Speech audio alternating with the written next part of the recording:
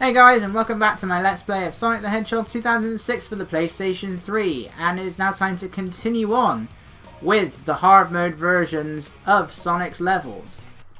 We continue with Destruction. No, not really. We are now doing, well yeah we are, it is Destruction. It's Crisis City. And again, this is a stage that's really not seen that many changes. In fact, I dare say this one's probably received some of the least amount of changes in the entire stage. Also, I will just say right now, the DLC, which you have to pay extra for, is called Very Hard Mode. I expect very hard versions of the stages. This, just the regular hard mode, the one that you don't have to pay extra for, is the much harder version of Crisis City, and it's all because of these freaking Iblis worms. That one right there. You will die a lot on your first playthrough of hard mode because of that one Iblis worm right there that will pop out of the ground. So that one or the one we're about to approach here, whichever one it is, they will pop out of the ground and their shockwave will send Sonic far out to the side, right into the bottomless pit. If you're playing this in very hard mode, that doesn't happen. In very hard mode, the enemies just teleporting like that one did just there, and that one, they just teleport in. There's no shockwave. But in hard mode, a lot of them just appear out of the ground, completely unexpected, and all you can do is just rely on the snowboard's horrible controls where you can just stop, just hold downwards. But if you're a first time player, you're not going to know that's there. That's going to do it the legitimate way this time. And I hate that. That's horrible design. It's just cheap. And I've taken so many unfair deaths because of it, particularly when there's one that always sends me flying to the right down into the bottomless pit. And that's such cheap enemy placement, and I don't, again, it makes hard mode more difficult than very hard mode. So it's like, why is the very hard mode the DLC? Because hard mode, the one that comes within the game, is the more challenging version in some cases. And I just don't get that. Now we're in the second part of Crisis City, and as I said before, this really hasn't seen that many changes at all. That's a bit different. You know, we don't have to defeat the enemies to open the case that time, so you know that's a change. But generally, very little has actually changed when it comes to Crisis City. A lot of the stages haven't, and that's really all I can say. Like, we have to say that we have to go the bottom way now because there would have been rainbow rings in the regular version, but because this is hard mode, that would be too easy, as opposed to the extra rainbow rings that we added for Wave Ocean. Oh! How did that happen? As it turns out, Sonic, when Sonic has to homing attack on the Iblis Worm's head, the result being is that his head was over the bottomless pit. That is where the mouse bracelet does have its flaws. That was embarrassing. I will call my fault on that one. I don't know why Sonic has to attack the head and the head only, but okay. Let's try that again. There we go. That's the second time that's happened to me now. And it's all been during this playthrough. It happened when I was doing the silver medals as well. That has never happened to me before. And there are times where Sonic will fall over before he can hit that spring. And I should have used the it's a good thing I forgot about that guy. Good thing I was just far back enough. Again, cheap placement. No, Sonic! Let's use the red gem, not the blue gem. I recommend falling a little bit before you go after those guys, otherwise Sonic won't quite have enough distance. Nope, he doesn't jump out. Shortcut. More shortcuts. Again, you don't need to break that box. Can we actually... This doesn't normally happen. What is going on with this run? First White Acropolis, now Crisis City. I'm dreading Kingdom Valley. Or Aquatic Base. Not a single one of the swinging flowers will work in Tropical Jungle. Flame Core, I'll finally get the answer to my question as to whether or not Sonic can get hit by the falling meteors as he's going into the volcano. That'll be hilarious, but it'll also be quite annoying. And completely believable in this current situation. I don't normally have this many glitches and collision detection issues with Sonic 06. They happen a lot, but never in such a short span of time have I ever had this many. You really should have homing attack there, Sonic. I don't know why you didn't. I think it's only in the regular version that there's a one up there. You know what? Let's go this way. Oh, technically we already did, because I had to get the, oh, there was a rainbow ring. Technically we already did go that way for the silver medal, and you have to go that way for, very hard mode. You know, let's just see what's up here. I got 10 rings! Yay! You got 10 rings! It's like having one ring, only there's 10! Thank you, Omochao. Who, thank God, is not in this game. Press X to jump. Press X to jump again to jump to the next wall. Jumping to the next wall will help you proceed. I hope I never, ever, ever, ever have to play Sonic the Hedgehog Omochao Edition. Because I don't know how long I can take when I have to keep listening to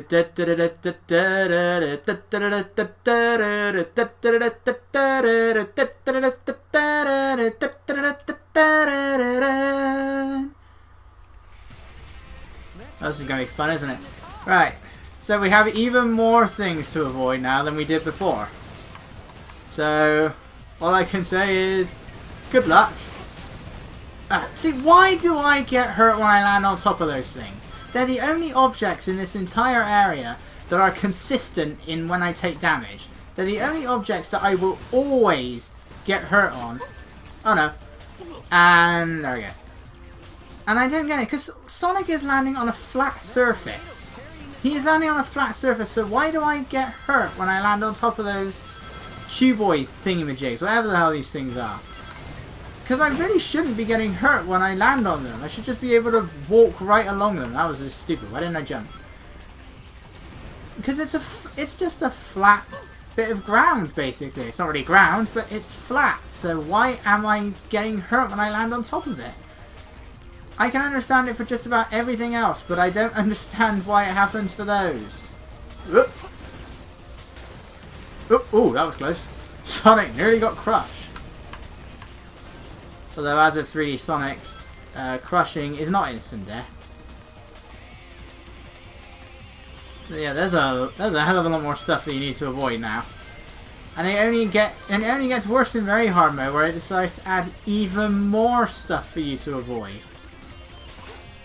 And all I can say is thank God it's over. It's a shame too, really, because Crisis City is actually one of my favourite levels. But it's that ending section that can really ruin it. Because it's among Sonic 06's most unique levels. Because, again, I mentioned this before, I don't think there's ever been a destroyed city stage in any previous Sonic game. One that's a destroyed city that's been on fire. I mean, Perfect Chaos destroyed Station Square, but you know that we never got a stage out of that, just a boss fight. But as far as I'm aware, Crisis City is the only stage to be set in a sort of post-apocalyptic future. And that actually makes it quite unique. I mean, there is a stage in Sonic Rivals 2. I don't actually remember its name, but it does look a lot like Crisis City. Which shows some wonderful originality, but and I never understood why it looked like that. I really wish I could remember its name now. It's the final stage. Oop. I was nowhere near that meteor. But it's the final stage in Sonic Rivals 2. Was it supposed to be like a homage to Crisis City? So much for homing attack. Was it a homage to Crisis City? Because that seems kind of pointless considering that Sonic Rivals 2, and that is why I hate that wall so much. Sonic Rivals 2 came out less than a year after Sonic 06. No, you will not push me away from the wall. See. Now we have to make 2 enemies appear. And that cage should be open. Yep, it's randomly open. I don't know why it does that. It seems pointless to make a homage to a game that came out less than a year before the original. But for some reason they did. They completely changed Silver's... Well, they didn't change Silver's backstory. Silver comes from a ruined future in Sonic Rivals 1. Because, you know, we made him appear in one game. Let's make him but we erased everything that happened through the story. So let's have him appear from a future that's now got him with a different enemy. Instead of Iblis, let's give him Eggman Nega instead. You know, we changed Blaze's backstory, but even though we're going to reset it again, let's change Eggman Nega's backstory as well. He's now Silver's enemy instead of Blaze's. It's a very random change, but then again, you know, they decided to change Blaze's backstory after a year, 364 days later. So I don't know. I really hate Sega's writing sometimes, especially with this game. Then what are they going to do? They decide, okay, so we've made sure now that Blaze and Silver have never met because we've gone back to Blaze's original backstory. She's from another dimension again. So let's have them meet in colours, but make sure it's like they have no idea who they are. And then you go and make Tails say, it's like you two have worked together before. It's like, so what am I supposed to believe?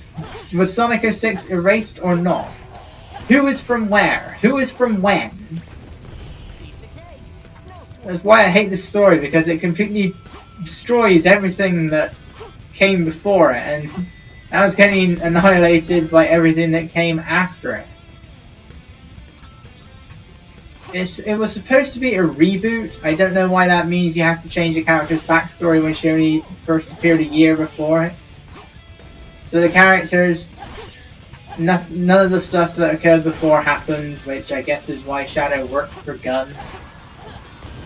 Because after Shadow the Hedgehog and Sonic Adventure 2, I sure as hell wouldn't.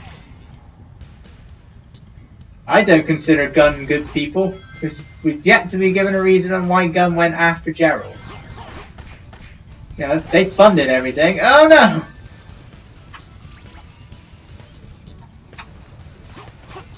Oh crap. I didn't get the momentum going. Go on, Sonic! Go on, Sonic! Go on, Sonic! Okay. Now that Iblis... the spring right here. I was going to say that Iblis Taker might still be able to hit me. And of course there are meteors everywhere just like that! That's why I hate only attacking that far. And that far. I want my ring! I've never been able to do that part without getting hurt, and I still wonder, can you get hit by the meteors as you go into the volcano? I really want to know if it's possible. I don't know why, I'm just so curious, at the same time I'm terrified about finding out. But is it possible? Has it ever happened to anybody? They got hit by the meteors in that after hitting that dash ramp. Is it possible to enter the volcano with any of your gems? There's another question. If it's going to take a while, but if you use a purple gem, it's actually possible to reach the volcano and go into the transition. It's going to take a very long time, but is it actually possible to do? I'm just curious. And one thing I am aware of when it comes to the speed shoes is that they do appear quite a lot in multiplayer, but that one town mission for Shadow's story is the only time we ever see them in single player, which makes me wonder what the point of even putting them in single player was. I'm guessing there was originally supposed to be more of them, because we were originally also supposed to have the shield. And that is a wonderful placement for those. Granted, you're not supposed to jump off, but that is a wonderful placement for those. So is it possible... sorry, you were originally going to have the shield in the game. And that is still within the game's programming, but it is... you never ever use it. And even if you are able to hack your way into the programming to make the shield appear, it is completely useless. It won't protect you from anything, much like the yellow gem doesn't protect you from anything. So why even bother putting the speed shoes in that one town mission where they're really not very useful at all? I don't know. What was the point of putting that switch there? Like, oh no, we have to move a couple of meters away onto a platform. Why not just keep the shield there? Now let's see if I can actually showcase them. It's quite hard to do, but I do want to see if I can actually showcase them, because, as we've seen, any character who finishes a level does have their own victory animation, and they have their own quotes depending on the ranks they get. We see it with Tails and Knuckles, sorry, with Sonic, Shadow and Silver a lot. We've seen it with Blaze in Wave Ocean, we saw it in Tails with Wave Ocean, we saw it in Rouge in Tropical Jungle, and we saw it with Omega in the Methodist fight, although we can never hear his D-rank quote. Come on. Well, but the one character who never actually gets to complete a stage or a boss is Knuckles. And even though he does appear on the victory, on the results screen for about 2 town missions, he and Tails don't go into their animations, only Sonic does. But there is a way to actually view it and prove that he does actually have quotes depending on the rank he gets. And the level you can do this in is Flame Core. So what you need to do is you need to go up to the top here. So it looks like Knuckles is clipping through the wall a bit, and what you need to do is you need to jump, and you need to be quick, otherwise it will just act like you're falling into a void. You can make your way around the wall, and provided you hit the checkpoint, we can now go for the goal. And I was amazed, I actually managed to do that for the first try. It normally takes me forever to get through. And it's even rarer that I actually survived. I have never done that on my first try, but now we can complete the stage as Knuckles, and as we see, Sonic is already on the other side of the door, so clearly activating all of those lights does absolutely nothing. And I've probably done this at completely the wrong time, and I'm now going to get hit by the geezer. Yep. So we should be doing all of this as Sonic, but I don't care, I want to do this as Knuckles. And there are a few times where, of course, the game isn't really programmed for Knuckles. So we can still go through this rainbow ring, but Knuckles doesn't actually have a victory pose when he does it. Somewhat, it's pretty much his falling pose is what he goes in. It was his T pose. He goes into his T pose when he does that. And unfortunately, we're stuck with Knuckles' speed, and we still get Sonic's voice clips. You can do this with Rouge as well in Shadow's Flame Core. And this is, so now we can hit the goal ring, and as you can see, Knuckles actually has a victory animation. And yep, that's an S rank, so we can hear what he says for his S rank.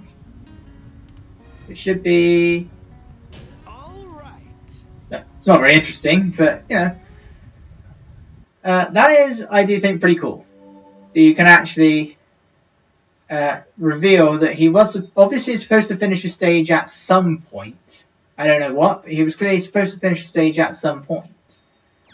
So otherwise, I really don't see why they decided to add that in. It's quite strange, but at the same time cool, and now you've seen it. And debating whether or not I still want to do that extra video at the end. I probably will. Showcase a couple of other things. It won't be a very long video. But I'll probably still do like a little bonus video at the end. Showcase some of the things you can do with Sonic's gems. Showcase other ways that you can finish stages. Pretty much do everything I've been trying to avoid doing in this game. Everything that I've been trying to do, which I haven't done very much of, saying why the game is not the worst, I'm going to prove that this game is not the worst by showcasing the many glitches and program breaking that you can do. Yeah! Next thing you know, there'll be an infinite jump glitch for Knuckles, you know, where you can just continually do a drill attack that will launch you in the air every time you unpause the game. I am aware they patched that up, but still, I love that glitch. And I loved it when when one of the people in charge of Sonic Boom actually went and made, or the TV show, I can't remember which it was, he actually made that joke on YouTube. He grabbed the video, taking a clip from one of the episodes, and just showcased the glitch. That was awesome. I still want to know why the Sonic Boom patch was 1 GB in size. That's a whole 32th, if I'm pronouncing that right, of my Wii U. So, and the patch, besides fixing the infinite Knuckles jump, really doesn't do anything. Yeah, there's still frame rate issues, and while there isn't quite so many, they're still very bad. Let's actually destroy one of them. No, Sonic! Yes, I'm aware you're using the red gem, Sonic, but we're still against the train. So, can we kindly not waste time on the enemies? By the way, Team Attack Amiga gives you barely any time for this. You have to be super quick, because you're playing as Tails. You have, even though Team Attack Amigo, for some reason, he runs faster. You can call it running, but you have to be super quick. Avoid every single enemy possible. But yeah, why is that patch so big? I've never seen a patch that requires so much size, yet it does so little. Why is the patch a gigabyte in size? When all it pretty much does is fix a glitch and somewhat fixes some frame rate issues. And completely fails at that for the most part. And why is it that big? Why must it take up so much of my Wii U's limited size? And thank you for using that spring correctly this time, Sonic. I really don't get that. I'm not a game programmer. Maybe there's a reason for its size, but you know, the Sonic Lost World patch fixes up a lot more than the Sonic Boom one does. And yeah, I'm pretty sure that one uses nowhere near the amount of size. And that one adds in a stage. That adds in the Yoshi's Island or the Zelda stage. Yet it doesn't. It adds in a level and fixes numerous problems with the game, even an entire control scheme for the Wisps. And yet it doesn't cost anywhere near the amount of size as the patch of Sonic Boom does. So, why? Is my question. Oh no! Well, I wasn't able to do... Fence! I wasn't able to do this max speed section without getting hurt. I actually ran into a robot. I never thought I'd ever do that. I ran into the robot.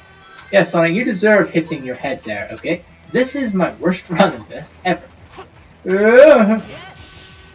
Why are the containers there? I'm guessing like Crisis City, I can't jump off of them. I don't want to try. Yes, Sonic, Elise is indeed on board. We don't seem to be very concerned that the train is blowing up, though. But my question now is, what causes the train to stop at the end? Are these like its power source or something? Because otherwise I can't see any reason for the train to actually stop at the end of the level. It just randomly stops. Ow. Miss Ability. Not going to give me any more rings, so I kind of need it. Oh, there's nothing on any of these dash routes. I'm disappointed. Like that. It just stops right there. Like, what is the point? Yeah, Eggman can keep going, so why can't that? And that is just barely... Oh no. My maths is bad. What do you mean I got a B? Shut up. My maths is bad. Oh, that went much more smoothly than I was expecting it to, but that was still my worst ever max peace section run of Radical Terrain. That probably isn't the worst ever, but I have done that without getting hurt. Again, Crisis City is the only level where I haven't been able, where I've not done the max peace sections without getting hurt. At least once. And that run that I did of Crisis City during the main story doesn't count because I did die in it. So that doesn't count. And once again, by the power of seamless transitions, you will have no idea that I have actually redone Flame Core and Radical Terrain because I accidentally hit normal instead of hard a week and a half ago. So yeah, you have no idea. Apart from the terrible transition I'm going to do in the video because of how I was talking through it, as well as the change in audio volume, my volume, and the fact that I'm telling you this right now. Thankfully I don't have to do the long ones again, so let's just stop it here and finally move on to silvers.